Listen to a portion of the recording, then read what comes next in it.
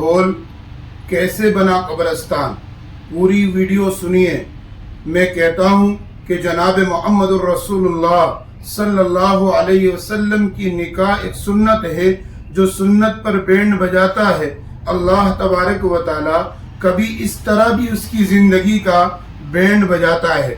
Iraq का एक शहर है हमदान, जो बगदाद से तकरीबन 400 किलोमीटर की दूरी पर था, और वहाँ पर एक शादी हो रही थी, और वो शादी जो है खुशियों के बजाय मातम में तब्दील हो गई।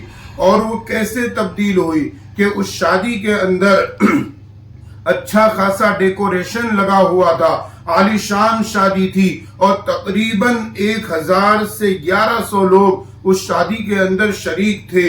खाने में अजीब अजीब किस्म की चीजें थी, लाइटिंग भी बड़ी चमक दमक वाली थी, नाच गाना डांस भी हो रहा था। और इसी तरीके से नाच गाने डांस के दरमियान में दूल्हा दुल्हन जो है आगे आते हैं, और आगे आकर के लोगों के बीच में दूल्हा और दुल्हन डांस करने लगते हैं, म्यूजिक बजने लगता है। इसी तरीके से दूल्हे दुल्हन के चाहने वाले चारों तरफ आकर के खड़े हो जाते हैं और उस नाच गाने और डांस को देख रहे होते हैं।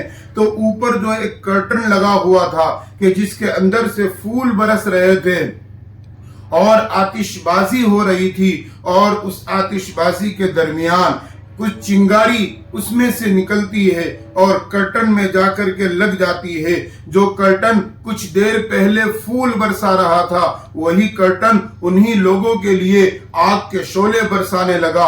और इस तरीके से चंद ही मिनटों के अंदर इतना बड़ा हादसा हो गया जो दिल दहलाने वाला है कि उसी हादसे के अंदर 113 लोगों की मौत उसी घड़ी वाक़ हो जाती है, और 150 लोग जो है इस हादसे के अंदर शदीद जख्मी हो जाते हैं, जलकर झुलस जाते हैं।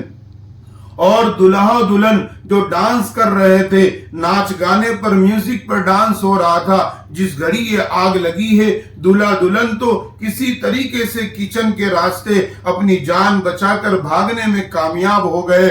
लेकिन भाग करके क्या फायदा हुआ, ऐसी शादी से क्या फायदा हुआ जो अपने ही चले गए। दूल्हे जो दुल्हा था उसके माँ बाप के साथ तकरीबन 12 सगे रिश्तेदार जो इस हादसे में मौत के शिकार हो गए।